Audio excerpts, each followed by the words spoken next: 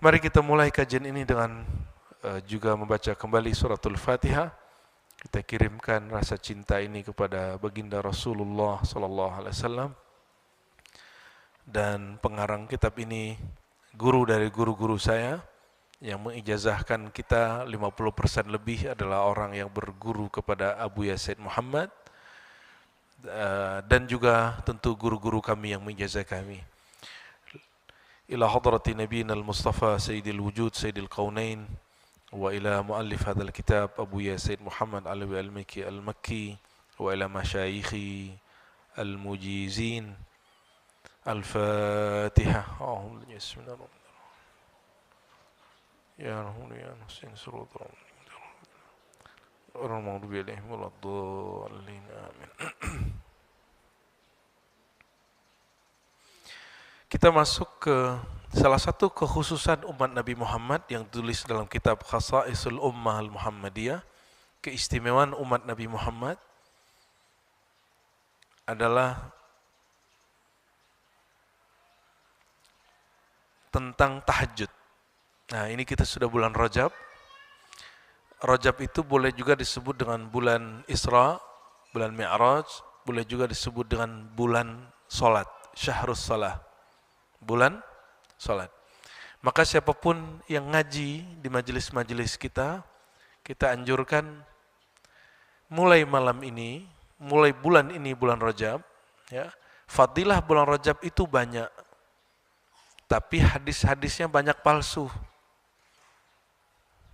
Perhatikan, fadilah bulan Rajab itu banyak, tapi hadis-hadisnya banyak palsu. Nah, jangan sampai kita ini menggunakan hadis palsu untuk beramal. Hadis dhaif boleh, hadis palsu tidak boleh. Bisa bedakan?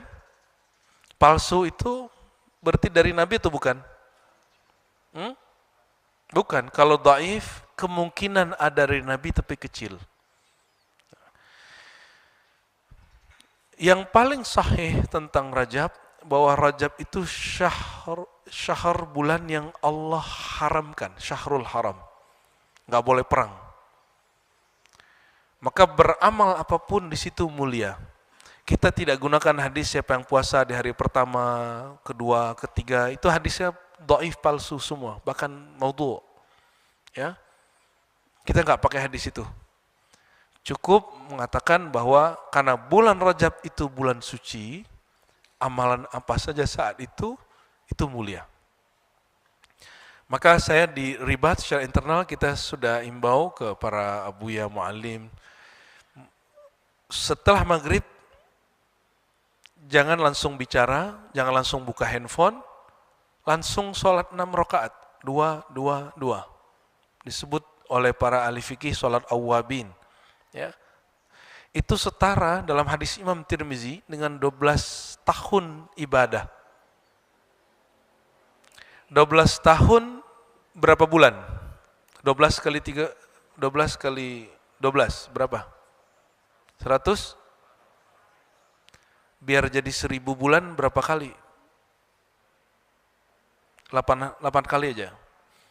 Berarti orang ngamalin itu 8 hari atau 7 hari setara dengan Lailatul Qadar. Oke? Karena Lailatul Qadar 1000 bulan. Jadi ada Lailatul Qadar mauhibah. Mauhibah itu pemberian mutlak, maka dirahasiakan. Ada yang senilai Lailatul Qadar, dia muktasabah. Dia dapat diusahakan, dimujahadahkan, diriyadhahkan. Ini dia salah satunya. Ya. Nah, kita masuk kepada salah satu kekhususan umat Nabi Muhammad SAW yang diambil ilmunya oleh Rasulullah dan amalnya di bulan Rajab itu adalah Qiyamul Lail. Ya, salat di malam hari, termasuk semua salat. Kata beliau, min fadail hadhihi shalah,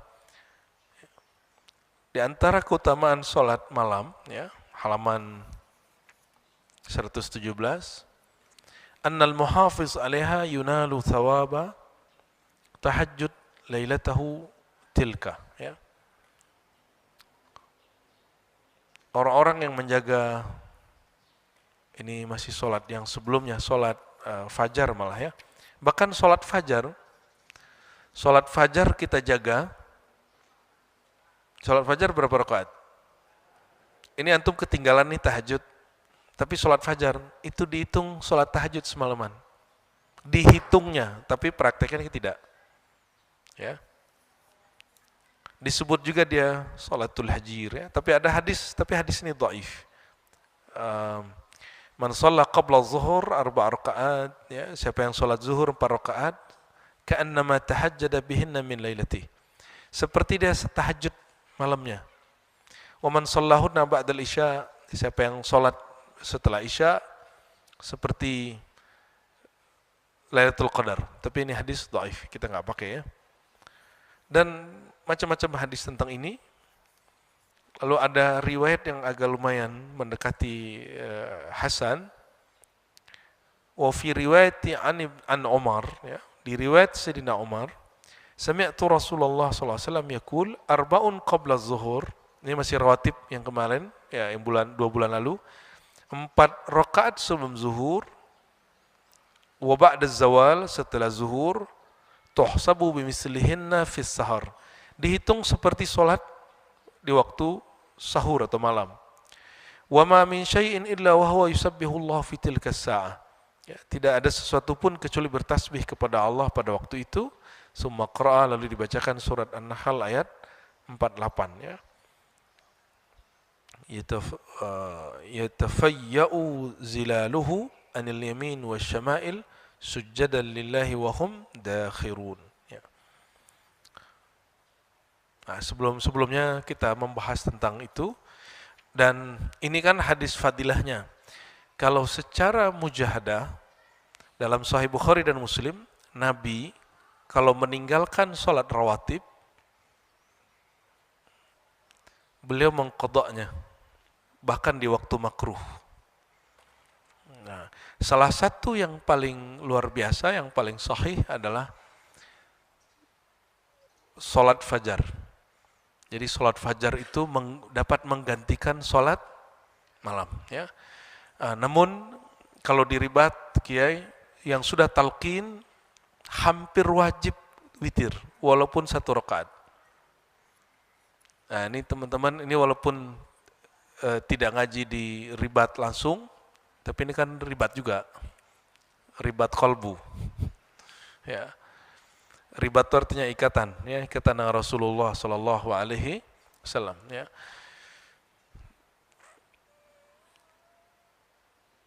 Ingin jadi kekasih Allah,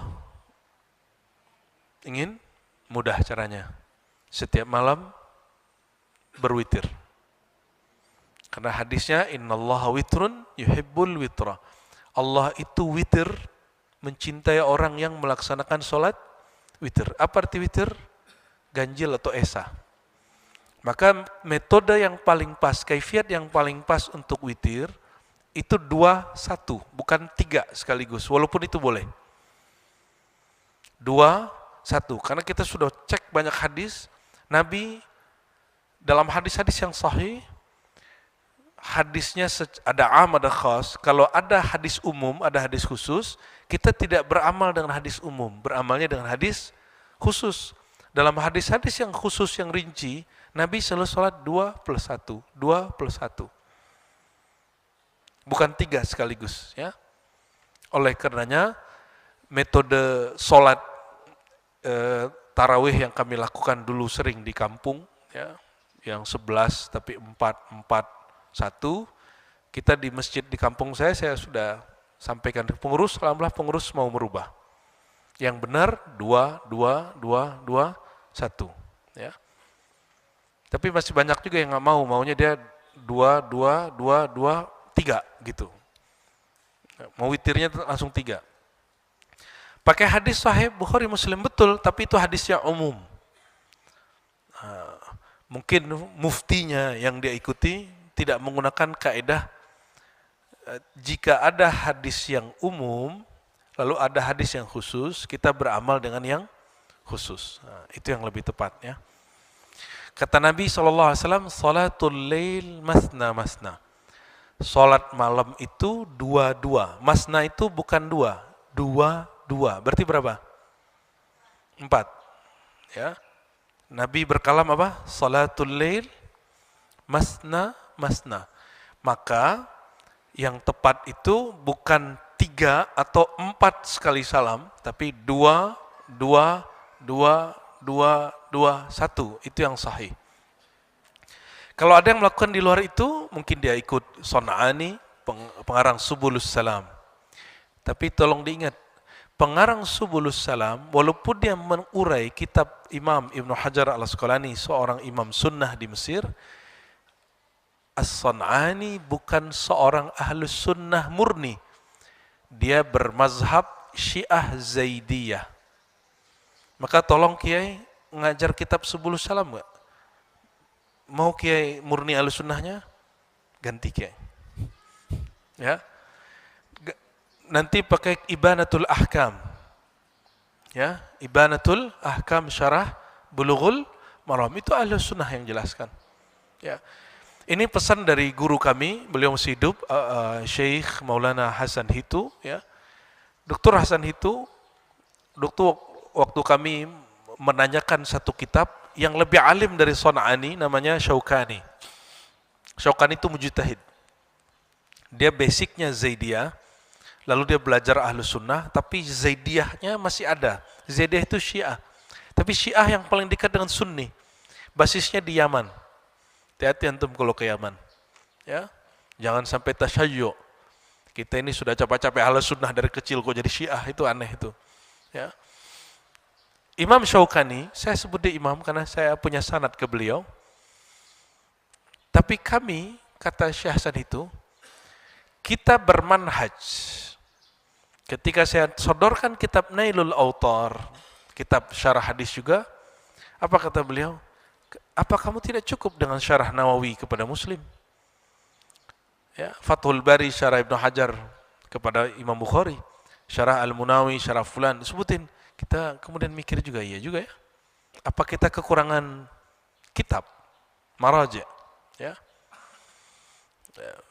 Sejak saat itu Nailul Autar, Subulus Salam hanya jadi pajangan kitab di perpus saya. Jadi saya nggak ajarkan lagi.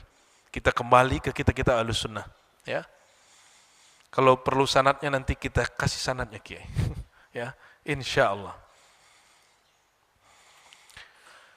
Nah, semua amalan-amalan tadi, amalan sholat malamnya kah, sholat rawatibnya kah, ini bagian dari khususiyah umat Sayyidina Muhammad sallallahu alaihi wasallam, ya.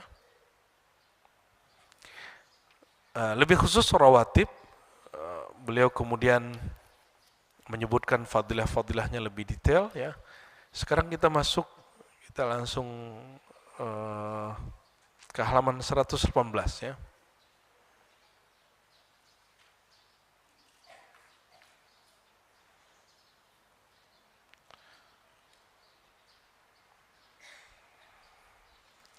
Baik.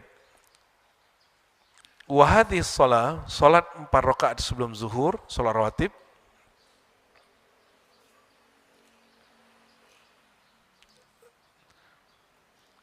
Anil Aswad wa Murrah wa Masruq, dari Aswad, Murrah dan Masruq radhiyallahu taala anhum, mereka berkata, qala Abdullah, berkata Abdullah. Nah, ini perhatikan kalau belajar hadis, jika Aswad, Murrah dan Masruq, 3 orang ini mengatakan qala Abdullah, berkata Abdullah, itu Abdullah siapa? Abdullah banyak, Abdullah bin Abbas, Abdullah bin Jabir, bin Zubair, ada Abdullah bin Mas'ud, ada Abdullah bin Amr. Abdullah siapa ini? Nggak tahu? Nah, tolong diingat. Jika 3 orang ini mengatakan qala Abdullah, berkata Abdullah, siapa? Aswad, Murrah dan Masruq. Berarti yang dia maksud adalah Abdullah bin Mas'ud radhiyallahu taala anhu. Oke? Jika yang berkata adalah Sa'id bin Jubair, Ikrimah, Mujahid,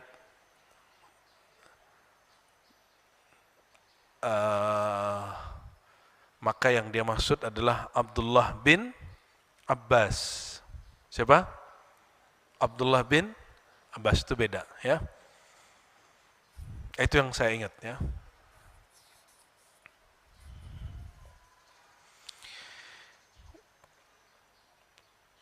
Wa hadhihi shalah hiya afdal salatid nahar, ya. Salat ini itu salat yang paling afdal di siang hari.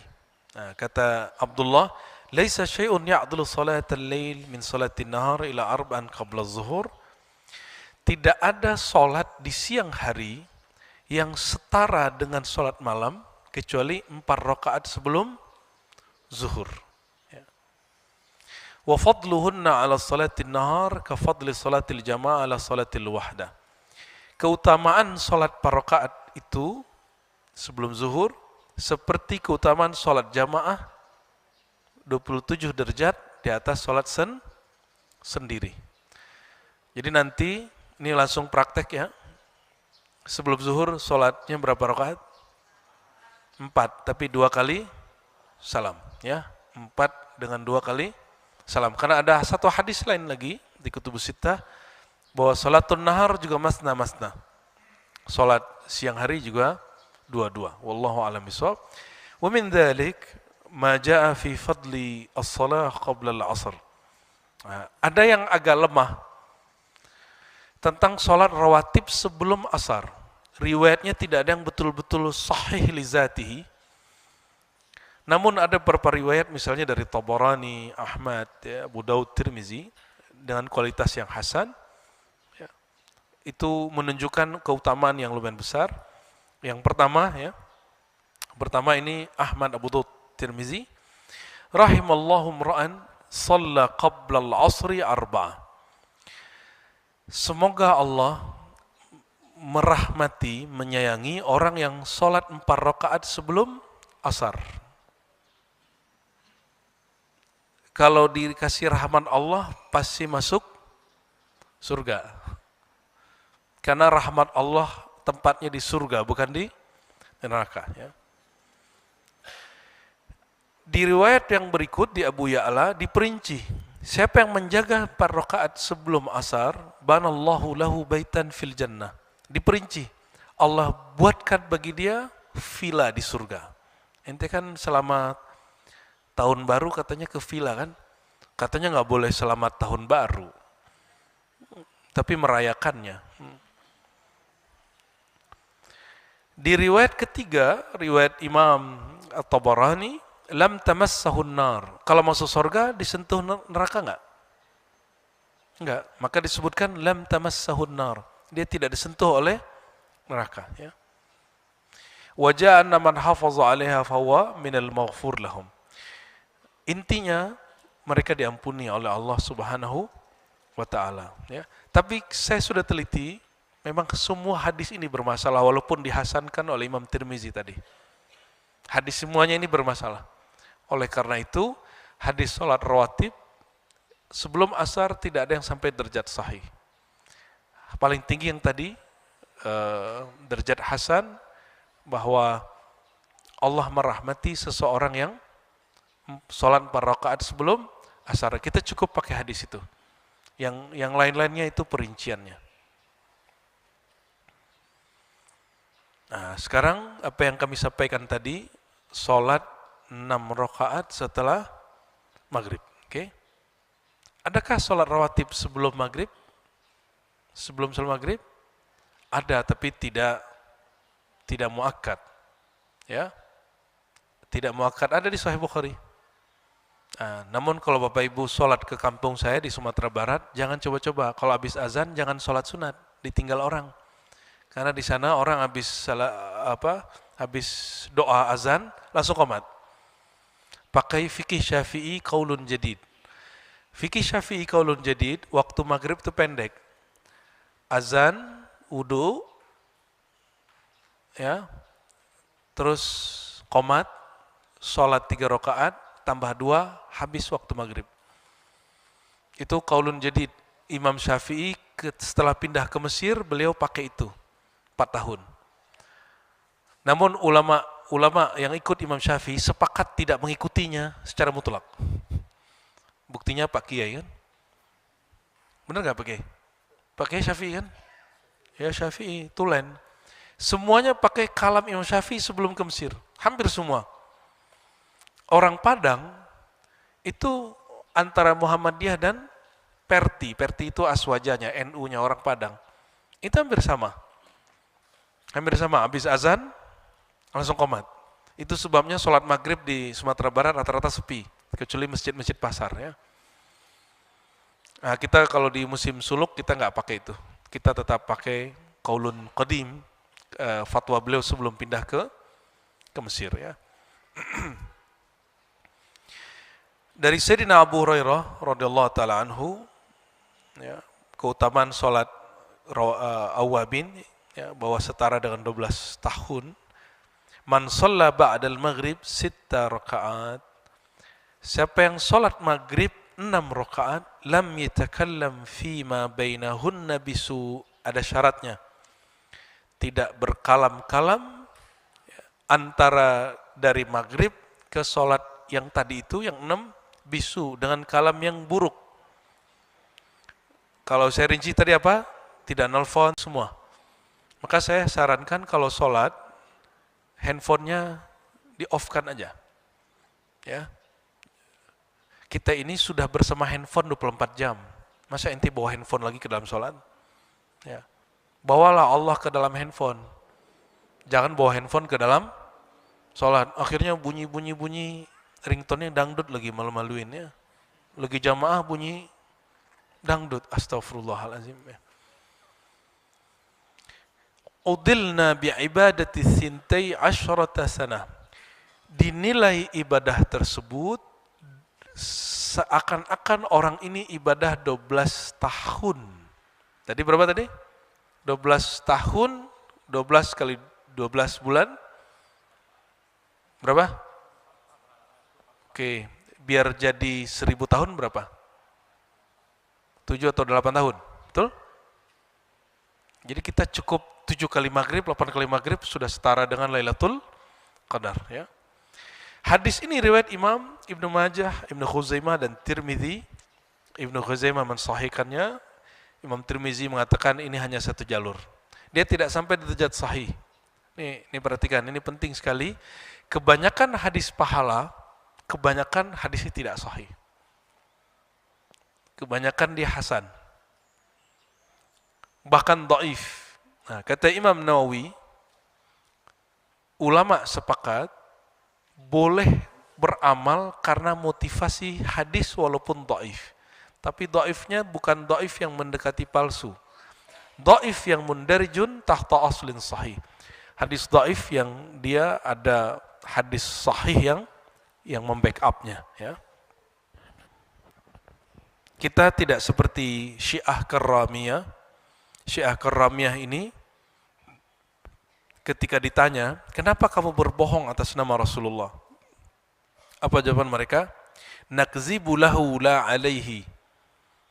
Kami berbohong untuk membela Rasulullah, bukan atas Rasulullah, untuk keburukan Rasulullah. Bagi ahlu sunnah tidak. Karena Nabi berkalam, al-kazibu alayya la ka kadhibi ala ahadikum. Hadis Muslim. Berbohong atas namaku, walaupun niatnya benar, itu berbeda dengan kalian berbohong sesama kalian.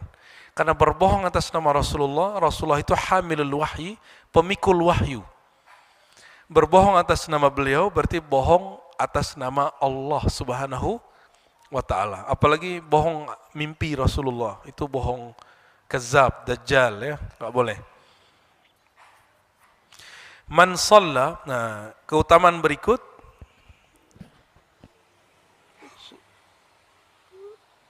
salat sunat setelah maghrib ya. Anna man hafaza 'alaiha banallahu lahu baitan fil jannah. Ruwiya 'an Sayyidah Aisyah radhiyallahu taala anhuma anin Nabi sallallahu alaihi wasallam man shalla ba'da al-maghrib 20 rakaah. Wah, ini banyak kali nih. Siapa yang salat 20 rakaat setelah maghrib, banallahu lahu baitan fil jannah ya. Allah bangunkan baginya istana di surga. Tapi hadis ini dhaif jiddan, kita enggak pakai hadis ini. Kita cukup pakai hadis yang 6 rakaat, oke. Annaha sababu maghfiratiz dzunub. Ya, jadi ini ada adab. Bolehkah menyampaikan hadis palsu, hadis dhaif? Boleh, dengan syarat menyebutkan keterangannya. Nah, ini yang kita lakukan insyaallah. Salat sunat setelah maghrib, annaha sababu maghfiratidz dzunub. Penyebab dosa diampuni. Dari Muhammad bin Ammar bin Yasir, qala ra'aitu Ammar bin Yasir, berkata Muhammad, dia seorang tabi'i, dia melihat ayahnya Ammar bin Yasir, yusalli ba'dal maghrib 6 rakaat. Salat setelah maghrib 6 rakaat. Wa qala ra'aitu habibi Rasulullah sallallahu alaihi wasallam yusalli ba'dal maghrib. Lalu dia mengatakan, aku melihat kekasihku. Coba perhatikan. Sayyidina Yasir menyebut Rasulullah habibi, kekasihku. Jadi hubungannya dengan Rasulullah bukan hubungan sekedar guru murid, atasan bawahan, yang penyuruh dengan yang disuruh, enggak. Hubungannya kekasih. Kalau kekasih itu, kita lihat kekasih kita ngapain, kita tiruin tanpa ada rasa berat. Nah, Sayyidina Yasir radhiyallahu ta'ala anhu, Ammar bin Yasir mengatakan, ra'aitu habibi Rasulullah sallallahu alaihi wasallam. Aku melihat kekasihku habibi Rasulullah yusalli ba'dal maghrib 6 rakaat. Ia salat maghrib, lalu setelahnya salat 6 rakaat, ya. Wa qala man shalla ba'dal maghrib 6 rakaat ghufirat lahu dzunubuh. Siapa yang salat maghrib lalu ditambah 6 rakaat, diampuni semua dosanya, wa in kanat misla zabadil bahar, meskipun dosanya sebanyak buih di lautan. Ada yang tahu buih di lautan berapa banyak? Saya nggak sempat ngitung, Pak. Itu disebut litaktsir, menunjukkan banyak. Dan ini amalan kami waktu remaja, ya. Saya waktu remaja, waktu ngaji hadis, salah satu riyadhah yang kita amalkan adalah 6 rakaat ba'da maghrib. Apa yang saya rasakan? Rohani itu kayak ringan. Kok bisa ringan? Ternyata rahasianya hadis yang berikut ini, ya. Anna hadis salah turfa fi illiyin. Bahwa salat setelah maghrib, salatnya diangkat ke illiyin. Illiyin itu di atas langit. Disebut illiyin dari kata ali, ulu, tempat yang sangat tinggi di atas langit. Di sanalah arwah para wali-wali. Jadi kalau ada orang meninggal, dia wali Allah, langsung rohnya naik ke sana. Disebut apa? Illiyin, ya. Kalau orang musuh Allah meninggal, fisijin, itu kerak-keraknya neraka sudah, ya. Nauzubillah, summa nauzubillah, ya. Man shalla dari makhul, ya, dari Nabi SAW, man shalla ba'dal maghrib. Ini hadisnya mursal, ya. Man shalla ba'dal maghrib qabla yatakallam rak'atain. Siapa yang salat setelah maghrib 2 rakaat saja sebelum berbicara, atau 4 rakaat, rufi'at salatuhu fi illiyin. Salat dia diangkat sampai ke satu tempat namanya illiyin. Nah, illiyin itu di atasnya lagi baru aras Allah Subhanahu wa ta'ala. Tapi masih banyak, ya, alam-alam di atasnya. Jadi antum itu nanti nur solatnya dirupakan yang rupa kita, ditaruh kita di situ. Jadi kalau ada, mohon maaf, orang Allah angkat rohaninya sampai ke illiyin, dia lihat kita solat di situ. Itu yang kemudian jadi bocoran wali-wali Allah. Sanutu wali, aku ketemu di sono gitu. Terus yang nggak ketemu nggak wali gitu, nggak juga. Ya. Di atas itu kan ada lagi. Di atas itu ada lagi.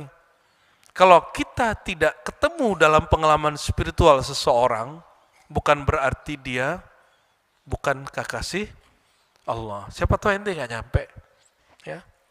Karena kata Imam Al-Jili, wali yang jadi kekasih Allah karena nama-nama Allah tidak akan mengenal wali yang menjadi wa Allah karena mengenal sifat-sifat Allah.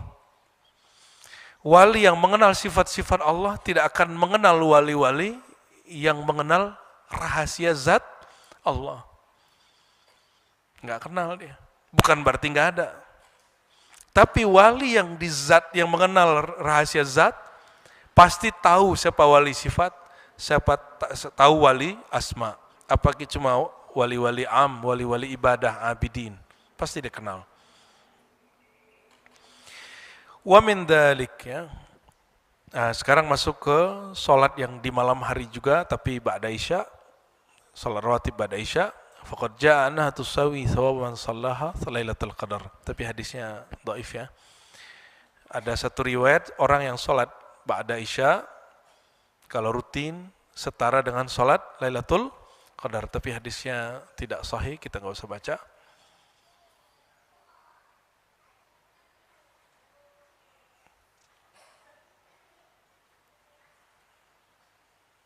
Nah, sekarang salat witir ya. Wa min dzalik halaman 120 ma jaa fil muhafazah ala salatil witri. Mengenai menjaga mendawamkan salat witir. Annahu yunalu ajra man mata fi sabilillah. Orang yang salat witir dia setara dengan mujahid fi sabilillah. Ruya an Ibnu Umar radhiyallahu taala anhu qala sami'tu Rasulullah sallallahu alaihi wasallam yaqul man salat duha, siapa yang salat duha wa shama salasata ayyam minasy-syahr, puasa 3 hari dalam sebulan, walam yatruk al-witra fi safarin wala hadarin, ini syaratnya tidak meninggalkan salat witir walaupun lagi safar, apalagi lagi mukim hadar. Gimana caranya? Ini yang dilupakan orang. Nabi itu sering sholat malam lagi safar di atas onta. Tapi kalau sholat subuh, sholat isya, sholat zuhur, sholat asar, maghrib, Nabi turun. Oleh karena itu Imam Syafi'i dalam kitab Al-Um yang kemudian diikuti kalamnya oleh Imam Bukhari dalam Sahih Bukhari, bahwa Nabi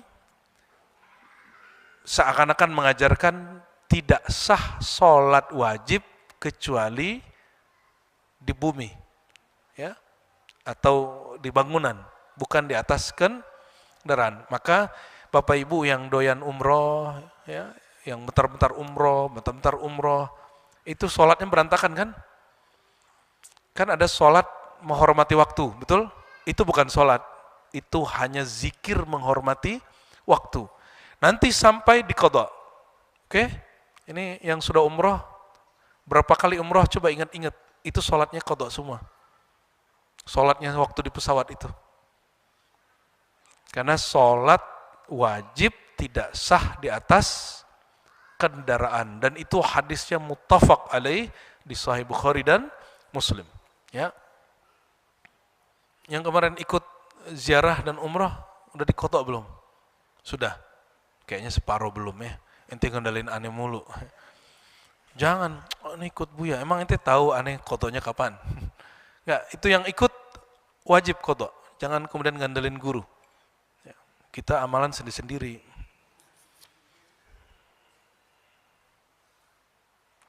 Kutiba lahu ajru syahid. Orang yang melaksanakan sholat witir, baik sedang safar ataupun mukim hadar, dia dicatat sebagai syahid. Syahid itu pejuang fisabilillah yang menyaksikan kebesaran Allah Subhanahu wa taala. Apalagi tadi kita sudah singgung bab ini, anallaha taala yuhibbu. Siapapun yang salat witir, Allah jatuh cinta kepadanya. Nah, ini yang disebut oleh salah satu seorang wali Allah melihat ahli tahajud, orang suka witir, apa kata beliau? Siapa yang sholat malamnya panjang, maka wajahnya berseri-seri. Kenapa berseri-seri? Karena wajah dia ditatap oleh Allah dengan mahabbah, dengan cinta. Walaupun matanya sembab, ya. Orang kalau kurang tidur matanya sembab nggak? Ya, betul ya. Kayak Pak Kiai itu kan sembab tuh. Itu Allah menatapnya penuh dengan cinta. Kalau seorang hamba sudah dicintai oleh Allah, maunya dia, itu maunya Allah. Maunya Allah, maunya dia. Tapi cinta ini ada cinta yang hal, ada yang makom. Yang hal itu, ini kebanyakan orang awam. Dia mengira, alhamdulillah doa-doa saya dikabulkan. Ya.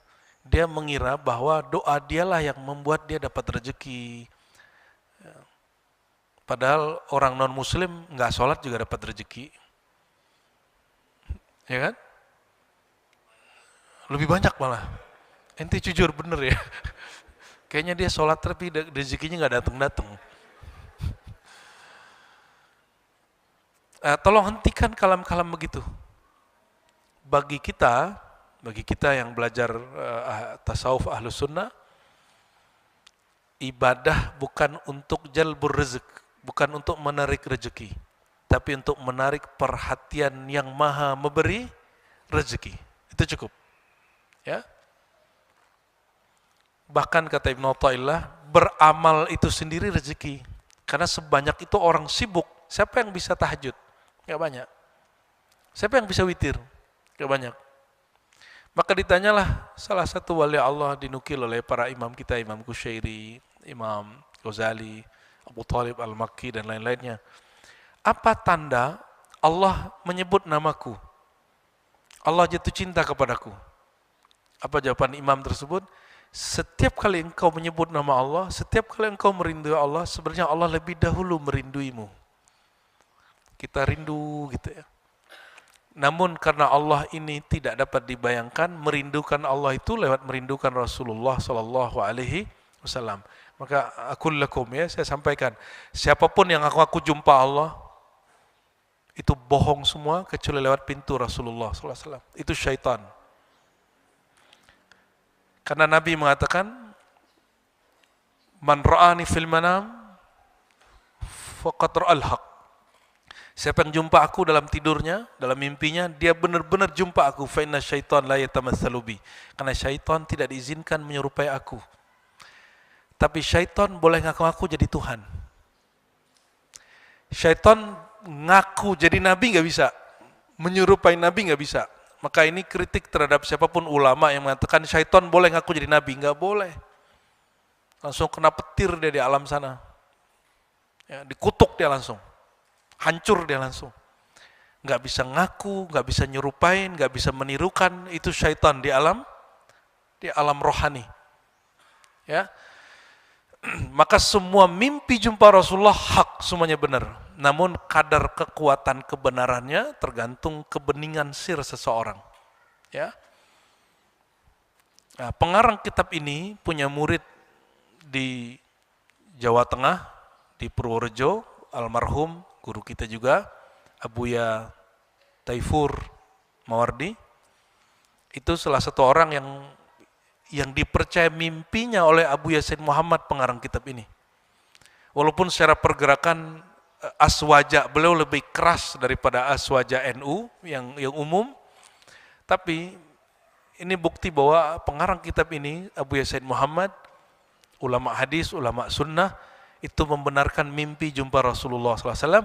Dan itu Kiai Taifur, Allah yarham, Taifur Mawardi, tidak keberatan menceritakan mimpi ketemu Rasulullah. Tidak seperti yang dikatakan sebagian kiai dan Gus Gawagis dan Habaib. Dia nggak nyampe makom mimpi terus menolak mimpi, kan lucu. Ada yang ngomong gini, ciri-ciri orang yang tidak jumpa Nabi, ciri-ciri orang yang jumpa Nabi dia nggak cerita. Ada yang ngomong gitu? Kita balik, Pak. Itu kaidah dari mana? Yang benar, ciri-ciri orang yang menjumpa Nabi, dia bisa menceritakan mimpinya. Kalau ente nggak pernah jumpa, apa yang ente ceritain? Betul nggak? Orang bisa berhikayat karena dia mengalami. Tapi ingat, orang ngaku jumpa Allah, jumpa malaikat ini, malaikat itu, belum tentu sahih. Kalau tidak ada di situ Rasulullah SAW. Ya. Ada yang ngayal-ngayal banyak, ngayal-ngayal tentang Nabi. Bedakan menghayalkan jumpa Nabi dengan berjumpa dengan Nabi, itu beda. Ya. Allahumma sholli wa sallim barik alaih. Dan saya sudah kumpulkan beberapa hikayat ulama yang jumpa Nabi. Mereka sepakat boleh menceritakan mimpi jumpa Rasulullah SAW, dan itu tidak ada kaitannya dengan kultus. Itu kaitannya hanya mubasyarat, kabar gembira bahwa orang ini cinta Rasulullah sallallahu alaihi wasallam, ya. Faman ata bihi faqad ata bima yuhibbuhullah. Siapa yang mengamalkan salat witir, dia dicintai oleh Allah. Maka Nabi Muhammad SAW seumur hidupnya selama bertugas menjadi Nabi dan Rasul, lebih khusus tidak pernah meninggalkan salat witir. Pernah Nabi ketinggalan salat witir, ba'da subuh langsung diqadha. Ada di Sahih Bukhari. Salat habis subuh sampai syuruk makruh atau tidak? Makruh, tapi mengqadha salat tidak makruh. Hadisnya sahih di Bukhari, ada di kitab Imam Syafi'i. Ini aneh, orang Indonesia katanya mazhab Syafi'i, tapi saya belum dengar ada pesantren ngajarin kitab Betul, Kiai? Nggak ada. Paling-paling bedah buku kitab Ar-Risalah, tapi nggak ada ngajarin Malah yang ngajarin Nailul Autar, Subul Salam, kan aneh itu, Kiai. Ya. Nah, kita jangan, itu nggak bermanhaj namanya. Ikut-ikutan, pesantren ono baca kita ikut, enggak. Oh, dulu Kiai saya ikut, enggak. Kalau benar Syafi'i, mantapkan satu kitab, satu mazhab. Alhamdulillah kami Al-Fakir, ya, pernah ngaji kitab mazhab Syafi'i kepada Syekh Taufik Al-Buti. Ya, beliau murid kakeknya dan murid ayahnya, Syekh Ramadan Al-Buti dan Muhammad Said Ramadan Al-Buti, yang syahid dibom oleh kelompok teroris di Damaskus, ya. Kita baca kitab Matan Takrib Abi Syuja, huruf per huruf dari awal sampai akhir, alhamdulillah, sehingga terhubung dengan Imam Syafi'i melalui Imam Abu Syuja, dari Imam Syafi'i terhubung kepada Rasulullah sallallahu alaihi wasallam, ya. Fa'an Sayyidina Ali karramallahu wajha qal al-witru laysa bihatmin. Kata Sayyidina Ali, witir itu tidak wajib. Kasolatil maktubah, sewajib solat 5 waktu. Walakin sannahu Rasulullah SAW. Tapi Rasulullah membiasakannya. Sannahu artinya membiasakannya. Qala innallaha witrun yuhibbul witra fa'autiru ya ahlal Qur'an. Ingin disebut jadi keluarga Quran? Bedakan mushaf dengan Quran. Mushaf lembaran, itu makhluk. Huruf-huruf yang ada lembaran makhluk. Tapi kalau Quran sebagai kalam Allah, itu sifat dan dia tidak makhluk. Dia tidak dicipta. Ahlul Quran, keluarga Quran bukan keluarga kertas, lembaran. Tapi dia keluarga sifat Allah. Itu sifat kalam. Kalau dia keluarga sifat, berarti dia wali sifatiyah. Wali yang mendekat kepada Allah lewat sifat-sifat Allah. Maka Imam Ahmad radhiyallahu ta'ala anhu, dia asbab dia mengamalkan sunnah, dia berjumpa Allah. Dia tanya, ya Rabb, dia sudah jumpa tapi tidak dapat mendekat. Kaifa nataqarrabu ilaik? Bagaimana cara kami mendekatkan diri kepada Engkau? Apa jawaban Allah Ta'ala dalam hadiah mimpi dia itu? Bikalami, dengan kalamku. Lalu Imam Ahmad bertanya, dengan faham atau tidak faham ya Rabb? Kata Allah Ta'ala dalam pengalaman rohaninya, faham tidak faham, kalamku akan menghantarkan kepadaku. Jadi teman-teman semua yang hadir, ya, siapapun yang ngerti Quran, gak ngerti Quran, bisa tafsir, gak bisa tafsir, Quran itu jembatan menjadi kekasih Allah, mendekat. Kalau orang dekat, bisa ngobrol-ngobrol gak? Baca Quran itu adalah cara ngobrol-ngobrol dengan Tuhan. Maka bagi yang tidak bisa bahasa Arab, ada metodenya. Metodenya, malam baca Quran, paginya baca terjemahan. Atau digabung, baca ayatnya langsung baca terjemahan, ya. Bagi yang sudah bisa bahasa Arab, naikkan, ya, malam baca Quran, besok paginya baca kitab tafsir. Biar tambah kuat, minimal tafsir Ibnu Katsir. Minimal. Kalau naik tafsir Tabari, naik tafsir Durrul Mansur Imam Suyuti. Itu tafsir yang bisunnah, pakai riwayat sunnah. Ya, ada yang tafsir fikih, ada tafsir akidah lebih berat lagi. ada tafsir sufi, itu lebih indah. Nah, di Ribat kita menggunakan tafsir Ibn Ajibah. Alhamdulillah yang ngajar doktor tafsir Buya Dr. Aldomi. Saya insya Allah dalam waktu dekat juga akan mengajarkan kitab tafsir. Mungkin salah satu dari kitab, apakah tafsir Kusyairi atau tafsir Najmuddin Kubra, guru dari Fakhruddin Ar-Razi, pengarang tafsir Mafatihul Ghaib, ya, Imam Ar-Razi. Kalau saya ngajarin kitab Mafatihul Ghaib, nanti antum pulang-pulang ubanan semua nanti ya, sama rontok rambutnya, karena kitabnya itu super berat. Saking beratnya, kata Ibnu Taimiyah, dia membicarakan semua hal kecuali tafsir. Itu Ibnu Taimiyah pusing baca kitab itu ya. Innallaha witrun, Allah itu witir, maka berwitirlah wahai keluarga Al-Quran. Autiru ya ahlal Quran. Wahai keluarga Al-Quran, berwitirlah.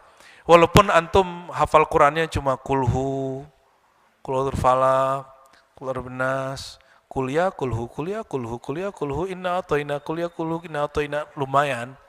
Kan 3 kali kulhu setara dengan Quran. Lumayan kan?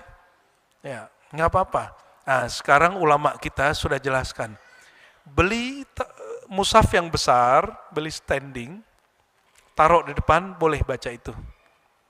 Ya. Guru kita masih hidup, murid Abdul Aziz Ghumari, namanya Syekh Darwish, ya, Ahmad Darwish. Sekarang Jawa Timur, seingat saya. Beliau itu kalau sholat, panjangnya bisa 2 jam, bisa 3 jam. Dia hafiz Quran, tapi dia kalau sholat dia baca, seperti Sayyidina Utsman. Dia taruh. Jadi dia bawa koper tuh kemana-mana gede. Saya kira baju yang banyak, enggak. Isinya kitab dan mushaf gede itu. Sama standing. Jadi yang bikin berat itu standingnya sama mushafnya. Bajunya enggak banyak. Enggak tahu sekarang masih kuat atau tidak ya. Kita dengar beliau sakit sebelumnya. Itu murid Sidi Abdullah Ghumari, Sidi Muhammad Al-Ghumari, Abdullah Ghumari dan lain sebagainya. Jadi mudah menjadi ahlul Quran. Nah, untuk yang hafiz Quran ini lebih spesial. Kenapa witir menjadi spesial? Karena witir itu waktu kesendirian, waktu berkhalwat, berduaan dengan Tuhan, dengan Allah Subhanahu wa Ta'ala. Alaisal Habib yuhibbul khalwah ma'a habibih. Bukankah kekasih selalu ingin berduaan dengan kekasihnya? Betul enggak? Yang betul-betul kekasihnya Rasulullah pasti senang sendiri, terus baca salawat sendiri, asik. Ya. Yang kekasihnya zahir, pasti dia senang berduaan dengan kekasih itu. Tapi kalau kekasihnya adalah Allah, Rasulullah, dia pasti suka menyendiri. Oleh karena itu, kekasih-kekasih Allah itu dia pasti punya satu waktu dia menyendiri, dia nggak ada istrinya di situ, nggak ada anaknya di situ, nggak ada kawannya di situ, dia hanya bersama Allah Subhanahu wa Ta'ala. Ya. Oleh karenanya untuk hafiz Quran hukumnya wajib berwitir dan witirnya dijadikan murojaah, mengulangi hafalan. Ya. Salah satu amalan dari guru-guru saya yang saya yakini dia wali Allah, dia khatam Qur'annya lagi sholat. Betapa mulianya, Quran itu kalam paling mulia. Semulia apa Quran? Semulia Allah dibandingkan makhluk. Paham? Maksudnya? Paham? Semulia apa Allah dibandingkan makhluk? Ada yang bisa bayangkan? Maka Quran itu semulia apa dia? Kemuliaannya tidak terbatas seperti kemuliaan Allah kepada makhluknya. Nah, ahlul Quran disebut tidak hanya ahlullah, keluarga Allah. Ada tambahan untuk orang yang hafiz Quran. Wa khasatuh, orang-orang yang Allah istimewakan. Ya. Kenapa? Allah menjadikan hafiz Quran sebagai mesin penghafal Quran yang bernyawa. Maka Allah sebut dia orang spesial, khasatuh, orang-orang istimewa. Ciri-cirinya dia jadikan witir sebagai ya murojaah kepada Allah Subhanahu wa Ta'ala. Jadi dia murojaah artinya mengulang-ulang, setoran. Dia setorannya langsung ke Allah. Kata Imam Ahmad bin Hanbal, Iqra'il Qur'an ka'annaka baina yadayillah. Bacalah Quran seakan kamu di hadapan Allah. Jika belum terasa itu, etikatkan kamu di hadapan Rasulullah. Jika belum, etikatkan kamu di hadapan gurumu. Nah, itu yang disebut rabitah. Rabitatul mursyid, ya. Hadis yang berikut ini sudah mau selesai. Wa salatul witri qad amaddanallahu ta'ala biha wa hiya khairul lana min humrin na'am, ya. Salat witir itu adalah anugerah yang Allah limpahkan, amaddana, ya, madad dari Allah. Amaddana, pertolongan yang Allah anugerahkan ke kita. Maka ciri-ciri kaumun mansurin, kaum yang Allah tolong perjuangannya, dia pasti witir. Ya, yang punya majelis, yang punya pesantren, yang punya pekerjaan, yang punya perjuangan, ada yang kita perjuangkan, antum witir. Ya, itu pencirian orang-orang akan dibantu oleh Allah. Maka disebut amad dan Allah, kata beliau, Allah berikan madad, Allah berikan pertolongan, sirnya lewat witir. Maka saya tidak pernah jumpa orang yang suka sholat witir stres, nggak pernah. Kenapa? Kalau kita tidur, kepala kita setara dengan badan, betul nggak? Kecuali yang tuh pakai bantal, kepalanya masih naik. Kalau orang witir, kepalanya di mana? Orang lagi tidur, selonjoran, badannya lurus dengan kepalanya sedang diisi dengan darah-darah murni, suara-suara murni. Jangan salah, ini perbedaan saya dengan, mohon maaf Pak dokter ya, kalau orang-orang kedokteran mungkin urusannya mah darah, tapi di kita ada namanya polusi suara. Polusi suara. Sebenarnya setiap suara yang bergerak di alam itu mempengaruhi kita.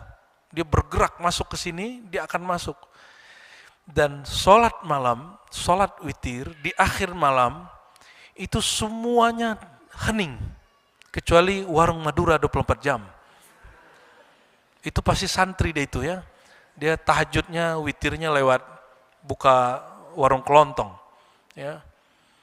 Sembari ini sholawatan, ya. Cuma ada yang niatnya supaya penglaris, ada yang betul-betul sholawat. Ya lumayan lah itu. Di saat itu polusi suara tidak banyak.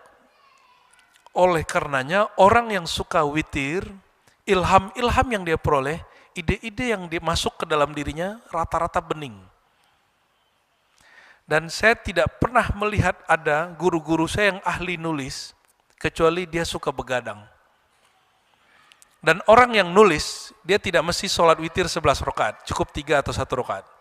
Karena menulis itu bagian dari ibadah. Ya. Imam Syafi'i ketika dia memikirkan satu masalah dan menulis, dia sholat witirnya hanya 2+1. Bahkan kadang-kadang hanya 1 rakaat. Sedangkan Imam Ahmad setiap malam sholatnya 100 rakaat. Itu setara dengan Imam Syafi'i memikirkan satu masalah dan dia tahu jawabannya, lalu dia tulis. Dia nggak sholat sebanyak Imam Ahmad. Setelah Imam Ahmad jumpa Imam Syafi'i, barulah Imam Ahmad berubah. Sholatnya dia kurangi, tafakurnya dia banyak.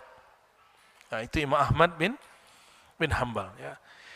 Allah jadikan sholat witir itu madad, ya, pertolongan yang setara dengan kendaraan paling mahal hari ini. Di zaman Rasulullah yang paling mahal itu humrin na'am. Terjemahannya hari ini apa ya? Keledai merah itu harganya bisa di atas 5M kalau hari ini. Mungkin Ferrari kali ya. Lamborghini, pajaknya berapa Pak setahun? Ya kira-kira itu tuh. Itu harganya kira-kira segitu. Jadi nilai pertolongannya lebih mulia, lebih bernilai dari seharga mobil paling mahal. Dan ini kabar gembira bagi yang hidupnya sedang susah, tapi niatnya tolong dilurusin. Saya tidak pernah jumpa orang sholat witir hidupnya mentok tuh nggak ada. Pasti hidupnya progres terus. Mungkin dalam pandangan tetangganya dia tidak kaya, tapi orang itu cukup. Orang itu cukup. Orang cukup itu yang kaya. Orang kaya korupsi ya nggak kaya, berarti dia miskin. Kalau orang kaya kan nggak perlu korupsi kan? Dia karena merasa kurang maka dia korupsi. Tapi kalau orang kaya dia merasa kecukupan. Walaupun makannya cuma singkong pagi gitu ya. Ternyata itu makanan orang kaya hari ini. Orang kaya nggak makan nasi lagi Pak. Dia pagi singkong, malam Allahumma sholli ala sayyidina Muhammad ya. Walidzalika hadzara min man tarakahu. Hadzara min tarkihi. Oleh karena itu Nabi semi-semi mengancam orang yang meninggalkan witir. Wa tabarra'a min tarikihi, bahkan berlepas diri dari membantu orang yang meninggalkan witir. Apa kata beliau? Al-witru haqqun faman lam yutir falaysa minna. Ya, ini hadis Imam Ahmad dan Abu Daud. Sanadnya hasan ya. Witir itu hak. Siapa yang meninggalkan witir bukan bagian dari kami. Ini bab kekhususan. Kekhususan bab ahlullah dan khasatullah. Orang-orang yang Allah istimewakan. Maka di lingkaran istimewa itu, siapa yang tidak melakukan disiplin ini, dia bukan orang yang istimewa. Mau jadi istimewa? Mulai malam nanti sampai mati. Mau? Jangan tinggalkan sholat witir. Hatta nanti antum sakit seberat apapun walaupun hanya dengan kedepan mata, mesti witir. Tolong ingat itu ya. Kalau ingin menjadi orang masuk lingkaran Rasulullah SAW. Tapi orang itu tidak akan pernah banyak. Saya nggak yakin antum tar malam juga bikinnya. Al-witru haqqun falam yutir falaysa minna. Al-witru haqqun falam yutir laysa minna. Nabi ancam sampai 3 kali. Witir hak. Siapa yang tidak berwitir bukan bagian dari kami. Sampai 3 kali. Waqad balagat al-inayah min sayyidina Rasulullah SAW bil witr annahu amara man khafa alla yakuma fi akhiril lail ayuqaddimahu fi awalil lail. Masya Allah. Betapa Rasulullah memberikan inayah. Inayah itu bentuk dari syafaat Nabi. Nabi itu geser witir, memberi syafaatnya. Bayangkan, witir itu harusnya di mana? Di akhir atau di awal? Harusnya di akhir. Tapi karena witir itu urgen, Rasulullah izinkan witir di awal malam. Kalau tahajud mesti di tengah dan akhir. Maka kalau sudah witir setelah Isya, jangan witir lagi setelah tahajud. Itu namanya bukan witir. 2 ganjil jadi genap, betul nggak? Tugasnya witir itu mengganjilkan rakaat salat. Itu tugasnya. Kama jaa an Jabir radhiyallahu ta'ala anhu qala Rasulullah sallallahu Nabi bersabda, "Man khafa alla yakuma min akhiril lail." Siapa yang khawatir tidak bangun di akhir malam, falyutir awwalahu. Berwitirlah di awal malam. Awal malam itu mulai dari ba'da maghrib, ba'da isya, sampai pukul 10. Itu awal malam. 10 ke atas sampai jam 1:30 atau jam 2, itu tengah malam, wasatul lail. 1:30 sampai subuh, itu disebut akhir malam. Maka perhatikan ad-dik. Dik ini apa? Bukan Bang Dik. Apa terjemahannya ke? Sautud dik. Suara ayam jantan. Suara kokok ayam jantan. Dik itu di bumi suara ayam. Bapak Ibu, dalam hadis yang sahih disebutkan bahwa ad-dik tidak sampai sahih, dia cuma hasan. Imam Suyuti sebutkan dalam beberapa riwayatnya, riwayat Tabarani, Abu Nu'aim dan lain sebagainya. Ada malaikat namanya malaikat dik. Rupanya seperti ayam, tapi dia bukan ayam. Dia ada kepalanya di bawah tangga-tangga arasy. Kepalanya berarti dia gede sekali. Arasy, tangga, kursiullah, kursi Allah, lalu sidratul muntaha, ya, terus langit, bumi, gitu kira-kira urutannya. Ini kepalanya di bawah tangga-tangga arasy. Dia punya sayap. Nah, kalau dia mengepakkan sayapnya, terus dia bertasbih. Jika dia bertasbih di atas sana, maka di bawah berkokok. Atas nama itulah ayam jantan dapat nama baru. Nama barunya diambil dari nama malaikat. Jangan dibalik. Bukan malaikat diambil namanya dari ayam, bukan. Jadi itu disebut oleh Nabi sautad dik. Man sami'a sautad dik. Siapa yang mendengarkan suara dik, suara kokok ayam jantan malam hari, falyas'al rahmatullah, mintalah rahmat kasih sayang Allah. Karena dia sedang melihat rahmat Allah turun. Jadi malaikat itu, ad-dik ini, jika dia bertasbih, tasbihnya ada lebih dari 10 versi. Intinya subhanallah bihamdi, subhanallahil azim. Maka di bawah, di bumi, semuanya berkokok. Pertanyaannya, adakah di bumi satu wilayah, adakah di bumi kosong dari sepertiga malam? Oke, berarti dia bertasbih setiap saat, namun ayam jantan yang di bawah ini mengalami ada yang sepertiga malam terakhir, ada yang udah masuk pagi gitu ya. Tapi kalau ayam jantan berkokok di siang hari, itu lain Pak. Itulah lagi cari perhatian betina. Man khafa alla yakuma fi akhiril lail falyutir awwaluhu, man tama'a yakuma akhirahu falyutir akhiril lail.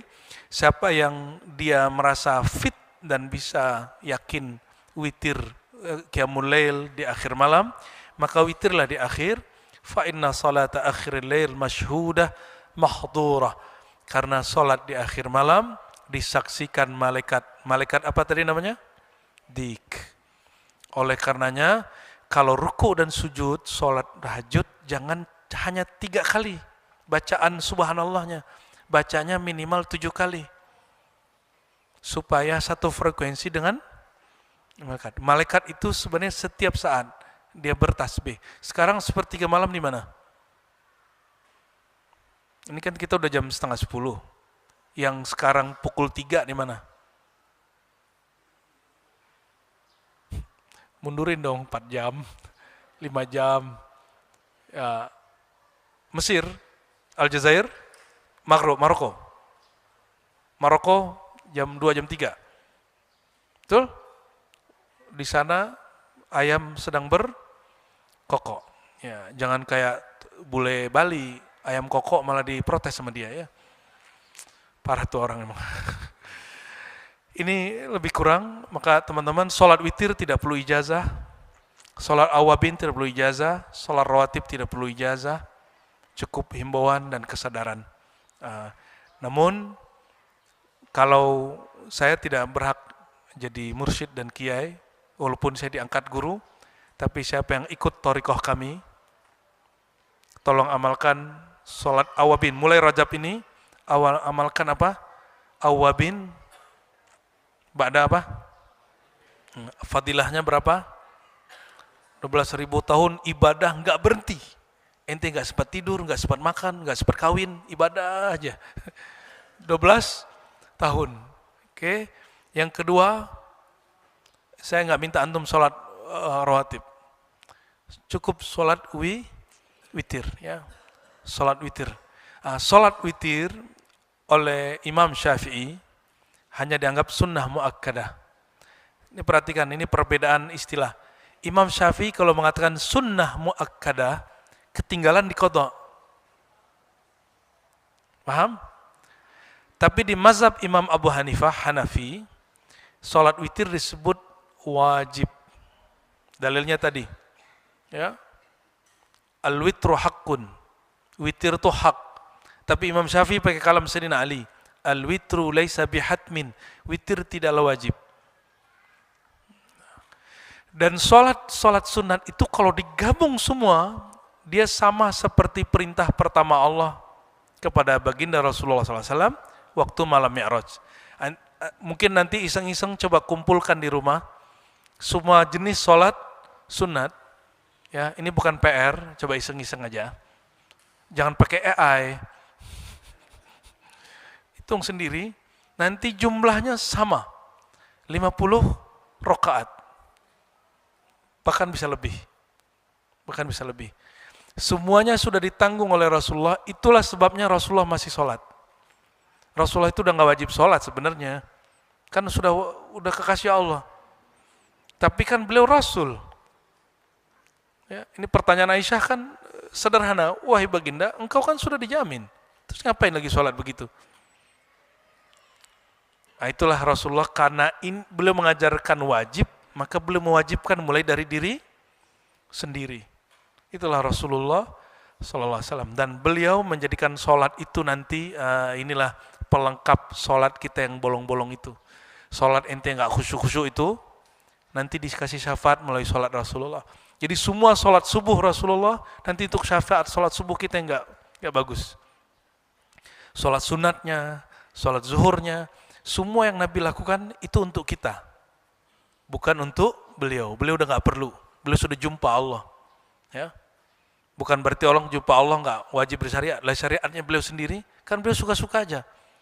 Di tanah haram kan gak boleh melakukan pantangan. Beliau di satu hari boleh. Ya. Jadi Rasulullah itu suka-suka beliau karena dia kekasih Allah. Apa maunya Rasulullah itu maunya Allah. Dari 50 jadi 5 itu diskonnya berapa ratus %. Adakah kekasih Allah, Nabi Allah sebelum beliau dapat diskon sebesar itu, ada nggak? Ada? Terus kenapa Nabi Musa yang muncul bukan Nabi Ibrahim? Kata Nabi Musa, ya Muhammad, umatku dulu aku suruh sholat dan mereka nggak mau. Umatku lebih kuat dari umatmu. Irja' ila rabbika, kembali ke Tuhanmu. Kalau secara kisah Isra Mi'raj, kayaknya Nabi Muhammad ditegur Nabi Musa. Betul?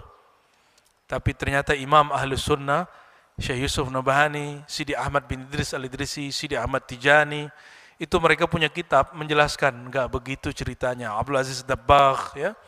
Ini para wali-wali kutub dan ghaus di zamannya. Apa kata mereka? Nabi Musa itu modus tanda kutip. Dia hanya ingin jumpa, menatap wajah orang yang menatap Allah. Kok enggak hancur? Dia dulu minta jumpa Allah. Apa kata Allah? Hai Musa, jika aku memancarkan cahayaku ke bukit itu, jika dia masih bertahan, engkau pasti melihatku.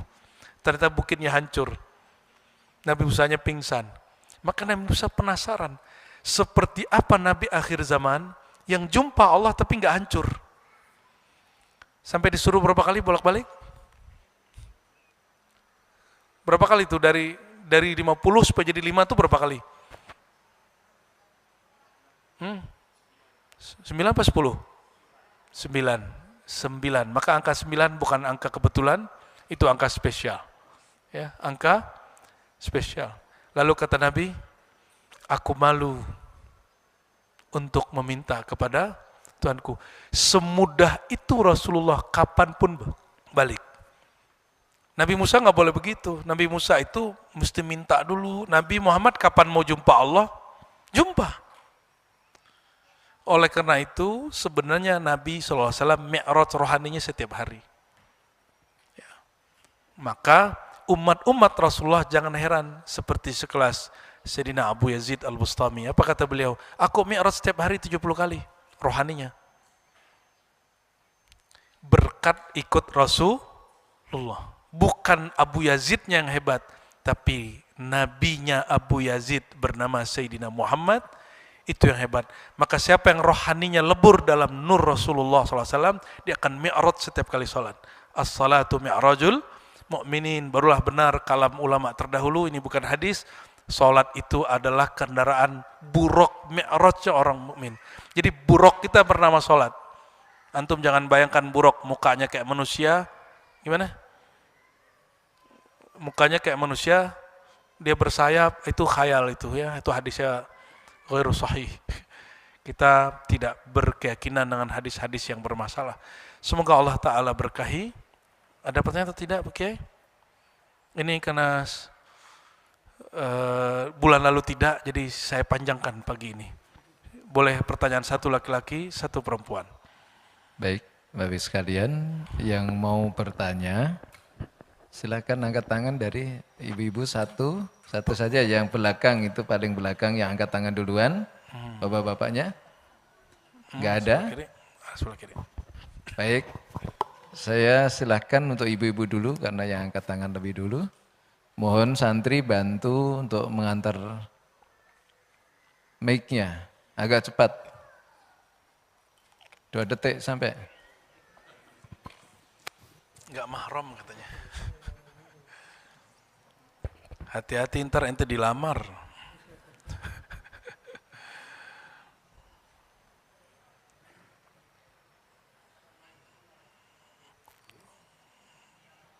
Assalamualaikum warahmatullahi wabarakatuh. Assalamualaikum. Semoga Abuya sehat dan Amin. panjang umur. Amin. Amin ya rabbal alamin. Mohon ridho Abuya, sedikit pertanyaan tentang awabin dan kodok tadi. Kalau yang sudah biasa ba'diyah maghrib yang 2 rakaat, lalu pingin awabin, itu apakah awabinnya sudah masuk dengan ba'diyahnya? Ya. Jadi 2 atau 6, 8 atau 6 cukup gitu Abu ya? Ya, ya. Satu lagi untuk sholat kodok, mungkin kita hari ini dapat sholat kodok, apakah nanti kita mengkodoknya bisa dalam satu waktu, misalnya ba'da isya terus kita kerjakan kodok subuh, kodok zuhur, kodok itu, apa kodok itu kita laksanakan pada waktunya gitu Abu ya? Baik, baik. Ya, makasih ya Bu ya. Assalamualaikum warahmatullahi wabarakatuh. Assalamualaikum. Lanjut. Langsung selanjutnya, Pertanyaan Bapak berikut. yang mohon mic-nya digeser.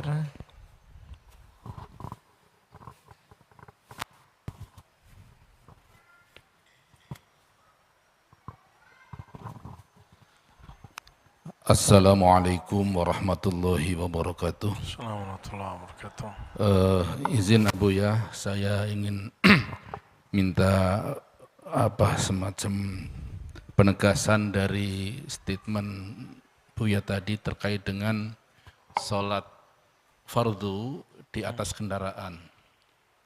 Yang mana Buya menyatakan bahwa itu harus diqodho. Hal ini bukanlah satu amalan yang selaras dengan asas fundamental beragama, di mana ketika kita mendapatkan rukhsah, ya, maka apapun kemampuan kita untuk melaksanakannya itulah sebagai sesuatu yang pernah dicontohkan oleh baginda Rasulullah.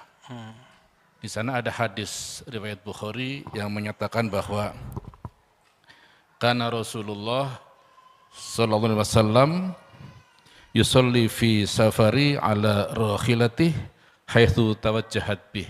Bukhari. Kalau Bapak baca judul babnya ya. Nanti Ya. langsung ke Bukharinya, jangan baca dari web. Ya, makanya saya mohon Oke. penegasan. Baik. Ya. Selanjutnya hal yang saya kira sudah menjadi pemahaman dari jumhur itu memberikan satu fasilitas bagi orang-orang yang betul-betul dalam kondisi darurat. Nah, maka rukhsah itulah sebagai Oke, langsung saya tanggapin. syaratnya. Bapak Ya, baca lagi hadisnya. siap. Monggo. Baca lagi hadisnya. Hadisnya dibaca, nanti saya jelasin. Ya, di hadis itu secara tegas disampaikan karena Rasulullah sallallahu alaihi wasallam yusolli ala safari ala rakhilati haitsu tawajjahat bih. Baik, oke. Saya Makasih. terjemahkan. Siap. Mau dengerin? Iya, monggo. Karena Rasulullah SAW yusolli ala rahilatih.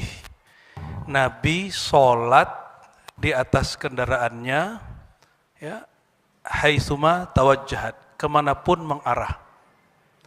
Adakah kalimat di situ sholat fardu? Ada nggak? Nggak ada. Di Sahih Bukhari nanti Bapak lihat tentang kitab as-shalah, sifat sholat dan mawaqitus sholat, disebutkan bab. Maka membaca Sahih Bukhari bukan dari web atau bukan dari artikel-artikel, langsung talaki kepada syekhnya. Di judul babnya, Nabi kana yanzil. Nabi turun ketika sholat fardu. Karena Imam Bukhari berguru kepada Imam Al-Humaidi. Humaidi ini yang ngangkat kitab Imam Syafi'i kemanapun berangkat. Imam Humaidi ini tinggalnya di Mekah. Inilah guru Imam Bukhari ketika meriwayatkan hadis pertama di Sahih Bukhari, innamal a'malu bin niat. Imam Humaidi mengajarkan hadis plus fikih kepada Bukhari. Salah satu yang diajarkan adalah membedakan sholat yang dimaksud di hadis itu khusus sholat sunnah. Sholat tatawwu bukan sholat wajib. Dan itu tidak bertentangan dengan asas taisiruddin, meringankan agama. Ya. Kalau Bapak masih melakukan itu, saya tidak memaksa, karena tidak ada paksaan dalam mengikuti ini. Ya. Namun saya mengikuti sanad ilmu saya sampai ke beliau, bahwa Imam Bukhari dari Humaidi, dari Imam Syafi'i, dari Imam Malik, dari Nafi', dari Ibnu Umar, dari Rasulullah, kalau sholat wajib dia turun. Ya, dan hadisnya seperti itu. Sedangkan lafaz tadi tidak menyebutkan kalimat sholat wajib. Berarti, kata Imam Syafi'i, jika kita gabung dua hadis ini, hadis Nabi sholat di atas kendaraan berlaku untuk sholat selain sholat wajib. Oke, ke Ibu tadi. Langsung Ibu. Sebentar, apa pertanyaan tadi? Ya, sholat awabin itu satu paket dengan sholat rawatib. Jadi 2 rakaat itu dihitung bagian dari awabin. Istilah awabin, istilah ulama. Dalam hadis, awabin itu justru malah sholat duha. Ya, awab itu orang yang datang kepada Allah dengan penuh keintiman, itu awab. Itu awabin. Ya. Di saat orang sibuk, dia malah sibuk bersama Allah. Ya. Dan itu dihitung rawatibnya 2, udah masuk rawatib, tinggal tambahin 4. Gitu Bu ya. Pertanyaan keduanya tadi, qadha. Sebenarnya qadha itu bebas kapan saja. Kalau mengqadha tidak ada waktu makruh. Mengqadha tidak ada waktu makruh. Dan itu dicontohkan oleh Rasulullah SAW, diriwayatkan oleh Bukhari Muslim, beliau mengqadha salat fajar setelah salat subuh, sebelum terbit matahari. Bahkan sebutkan oleh Sayyidah Aisyah di Sahih Bukhari dan Muslim, ba'da zuhur Nabi salat 2 rakaat, tiba-tiba ada tamu. Ini dalil bahwa 4 rakaat itu 2 kali salam.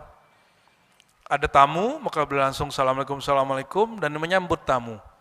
Salat itu amalan fardiyah, amalan private. Menyambut tamu, amalan sosial. Perhatikan, ini penting. Nabi mendahulukan amal sosial daripada amal private, personal. Jika itu soal amalan-amalan sunnah. Ya. Jadi antum nih lagi punya wirid pagi sore, belum beres, tamu datang, diringkes saja. Yang harusnya 100 jadi 10 nanti diqadha di waktu lain. Gitu ya.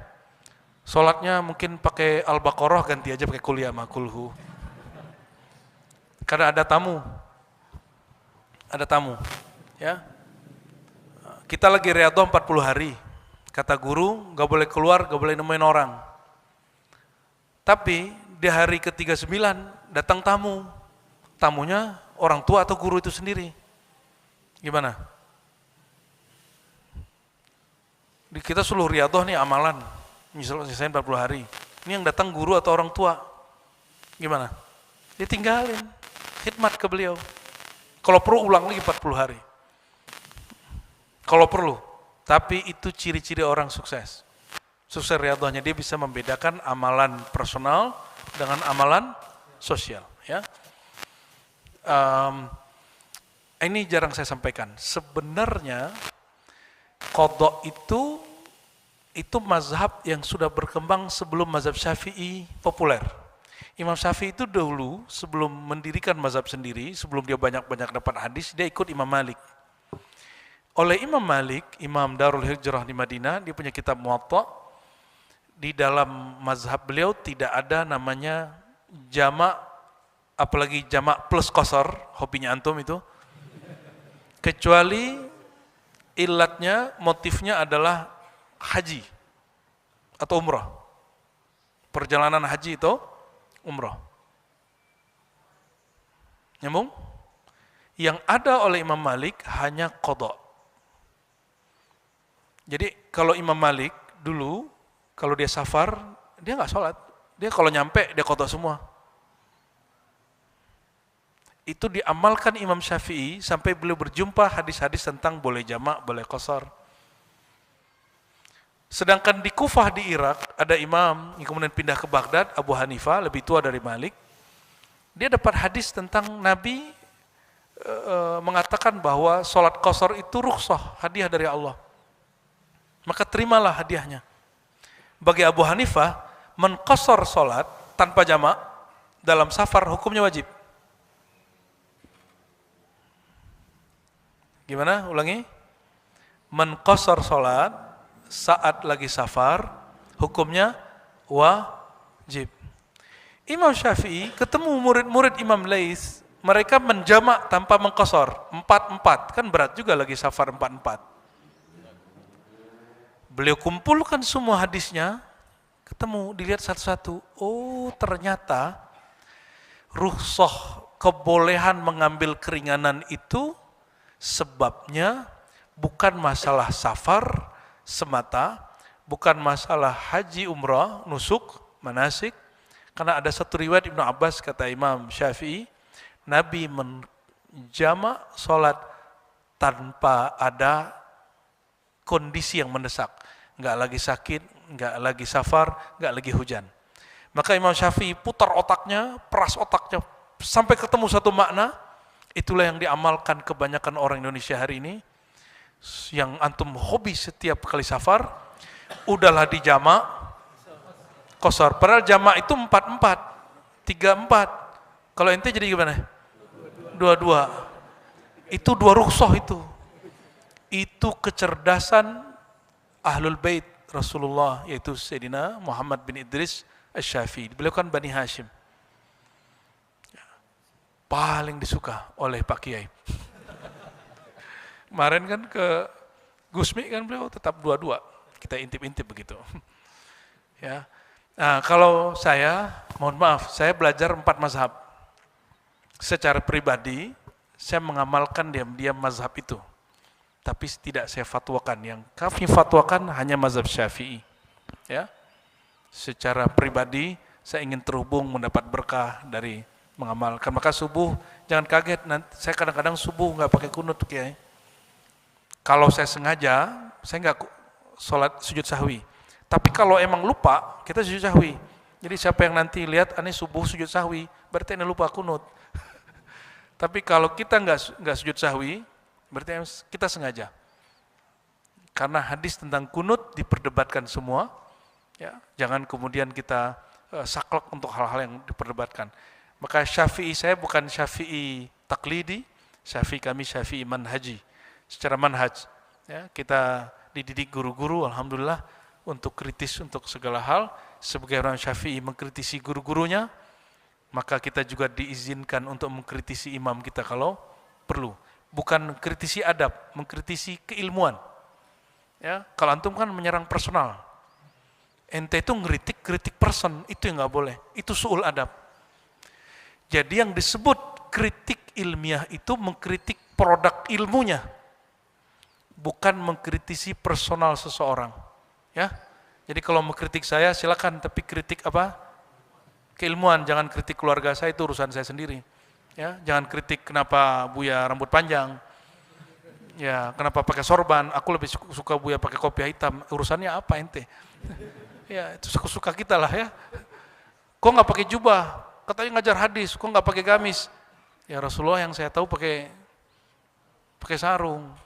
Sesekali kita pakai gamis, kayak ya. Insya Allah. Pak Kiai sudah dapat ijazah sorban. Semoga Allah Ta'ala meridhoi kita semua. Sudah jam 10. Mohon maaf bulan lalu tidak dapat hadir.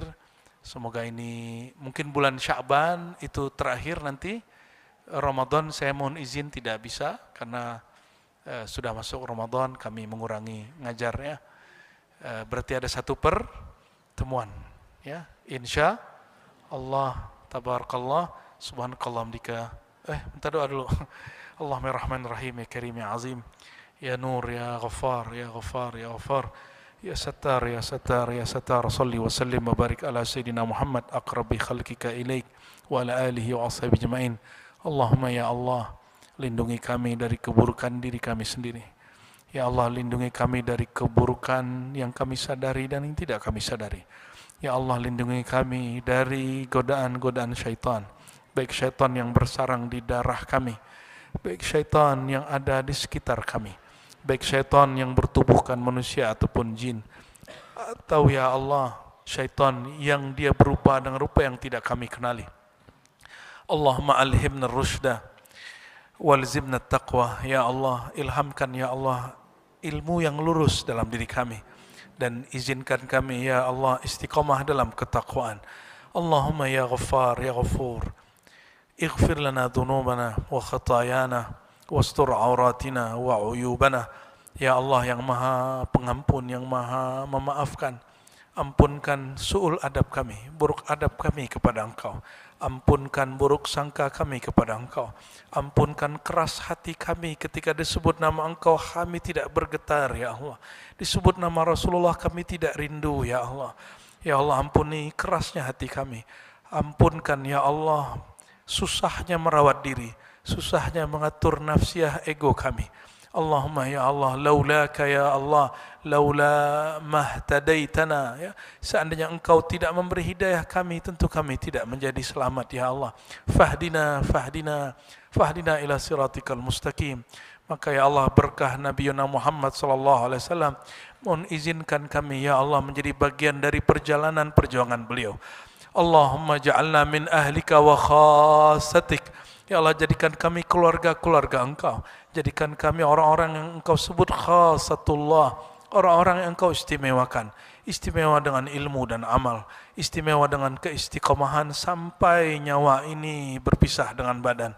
Allahumma ya Allah, jadikan kami al-hammadun, orang yang tetap memuji Engkau dalam senang dan susah, orang yang tidak mengeluh dalam susahnya, tidak lupa diri dalam senangnya.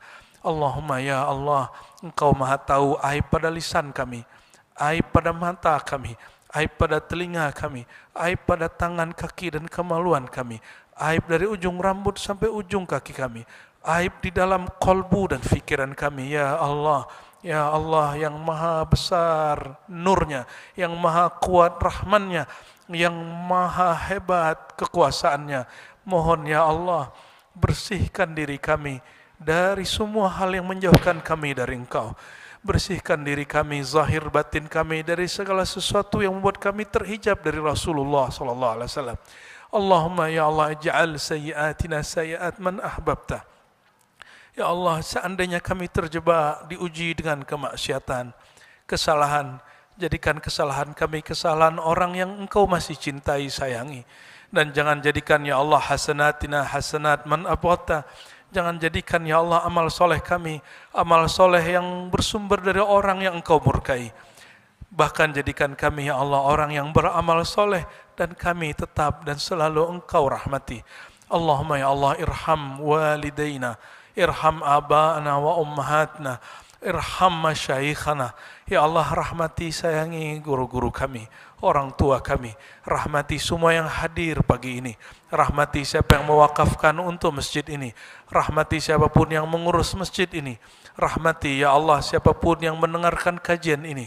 Jauh dekat, jadikan dia tetap dekat kepada Engkau ya Allah. Ya Allah, jadikan mereka yang sudah berpulang ya Allah menjadi kekasih Engkau ya Allah. Jadikan mereka berada di taman-taman surgamu ya Allah. Allahumma ja'al hayatana raudatan min riyadil jannah. Ya Allah, jadikan hidup kami hanya melewati kebun-kebun surgamu. Jadikan hidup kami hidup yang penuh dengan majelis ilmu, majelis amal, majelis silaturahim, majelis memuji Engkau, majelis bersolawat kepada Rasulullah SAW. Ya Allah, sebagaimana Engkau menurunkan hujan pada siang ini, turunkan rahmat kepada kalbu kami. Tumbuhkan ya Allah rasa cinta kepada Engkau, sebagaimana Engkau menumbuhkan tanah yang tandus setelah Engkau berikan hujan ya Allah. Ya Allah, sirami, hujani kami dengan kasih sayang Engkau yang abadi, yang sekali kasih sayang itu masuk ya Allah, tidak pernah padam dalam diri kami, tidak pernah mati dalam jiwa kami. Allahumma ahyina bi kalimati la ilaha illallah wa amithna bi la ilaha illallah wahsyurna bi la ilaha illallah wa ajirna minan nar bi la ilaha illallah wa adkhilna al jannata bi la ilaha illallah warzuqna ru'yataka wa ru'yat nabiyyika bila ilaha illallah Muhammadur Rasulullah sallallahu alaihi wasallam. Rabbana Rabbana Rabbana ya rabbal alamin ya rabbal arwah ya rabbal anfus ya rabbal bashar ya rabbal anbiya wal mursalin ya rabbas samawati wal aradiyin, nas'aluka husnal khatimah نسألك حسن الخاتمة نسألك الحسن الخاتمة ربنا آتنا في الدنيا حسنة وفي الآخرة حسنة وقنا عذاب النار والحمد لله رب العالمين. صلى الله على سيد الوجود سيد الكونين وعلى آله وصحبه أجمعين. Mohon maaf salah kurangnya. Assalamualaikum warahmatullahi wabarakatuh.